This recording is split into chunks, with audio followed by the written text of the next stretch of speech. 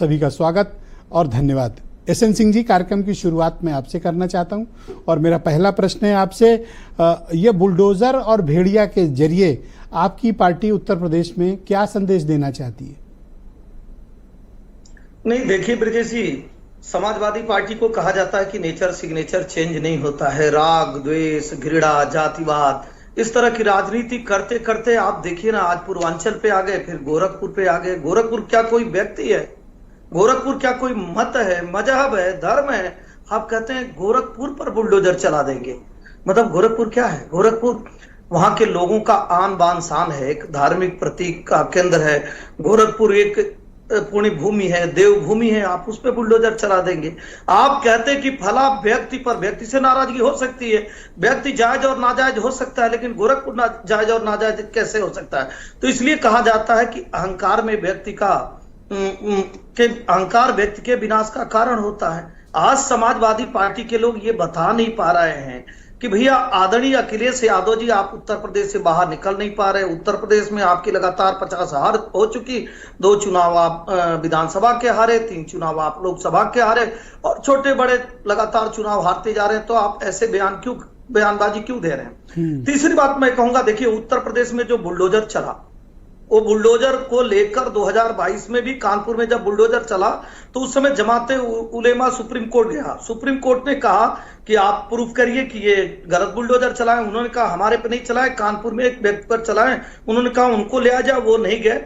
Supreme court ने कहा कि नहीं, बुलडोजर चलता रहेगा। और इस बार भी देखें, सुप्रीम कोर्ट में जो उत्तर प्रदेश सरकार के सॉलिसिटर जनरल जाते हैं, वो कहते हैं हम विधिक कार्रवाई करते हैं। तो सुप्रीम कोर्ट कितनी अच्छी बात कहता है, वो कहता है कि नहीं, उत्तर प्रदेश में जो कार्रवाई हो रही है वो विधिक कार्रवाई हो रही है और उसकी प्रशंसा करता है। फिर वो कहता है कि बुलडोजर आप ऐसे नहीं किसी पर चला सकते हैं। उस टिप्पणी में आप देखे होंगे, लास्ट टिप्पणी वो क्या कहता है, लेकिन अवैध निर्माण को हम नहीं रोक सकते। बुलडोजर चलता किस पे है? अपराध से अधिक अर्जित संपत्ति पर, दूसरा सरकारी जमीन जो कब्जा किया है, तीसरा बिना अनुमति के आप बना ली है।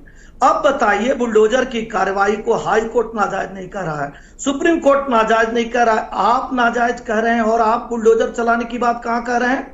गोरखपुर में। मतलब आप क्या बताना चाहते हैं कि हम बदले की भावना से कार्य करेंगे, पूर्वांचल को बुरी नजर से देखेंगे, हमारी सरकार जब आएगी तो मठ मंदिरों को तोड़ने का कार्य करेंगे और गुंडा राज की स्थापना करेंगे? तो आप कहे थोड़े ना, आपने तो करके दिखाया जब आपके पिताजी की सरकार थी। बुलडोजर की कार्रवाई को क्या उचित मानते हो? वो कोई भी सरकार करे, क्या बुलडोजर किसी की संपत्ति पर, किसी के घर पर, किसी के प्रतिष्ठान पर चलाना, ये क्या कानून सम्मत मानते हो आप? नहीं, बहुत अच्छी बात आपने कहा ब्रजेश जी। देखिए, कोई भी सरकार हो, कहीं की भी सरकार हो, हालांकि झारखंड सरकार ने भी चलाया, पंजाब ने भी चलाया, तेलंगाना ने भी चलाया और राजस्थान ने भी चलाया और इनकी सहयोगी पश्चिम बंगाल में।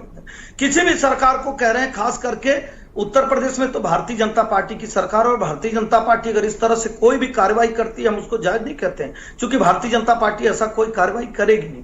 और अगर वो कोई कार्रवाई करती है तो निश्चित तौर पे आपको कोर्ट जाना चाहिए और जो भी गलत कार्य करेगा उस पर कानूनी प्रक्रिया को अपनाएगा और होगा।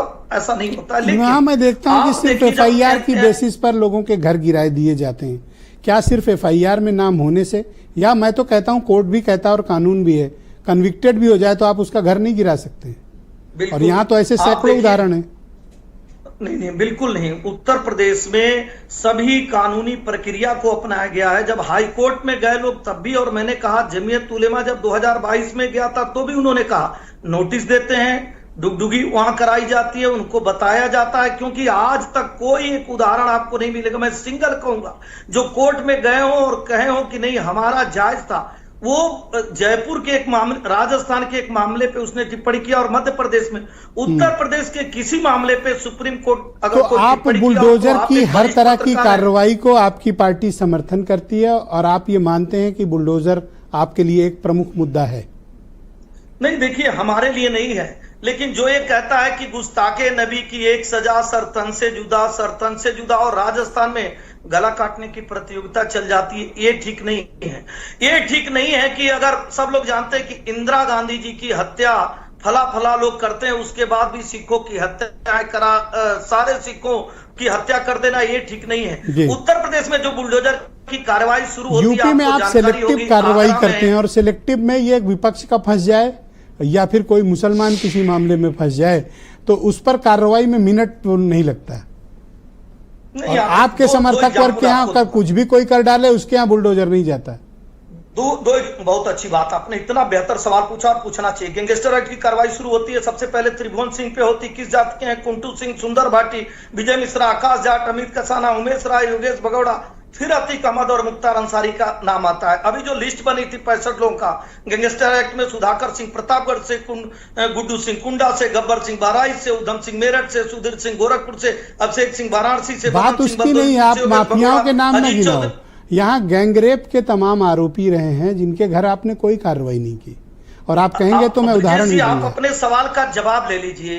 आपके सवाल का जवाब यह है कि अपराधी पर बुलडोजर की कार्रवाई नहीं होती है, आपराधिक कृत्य पर होती है। वो कृत्य होता है 3 तरह से। गैंग रेप तो बहुत बड़ा अपराध है, इस पर तो बुलडोजर चलना चाहिए। सरकारी जमीन पर अगर आप बनाएंगे और बिना अनुमति के बनाए हुए मकान पर बुलडोजर चलता है और एफिडेविट। धन्यवाद, थैंक यू। अब डिबेट को आगे बढ़ाते हैं और मैं समाजवादी पार्टी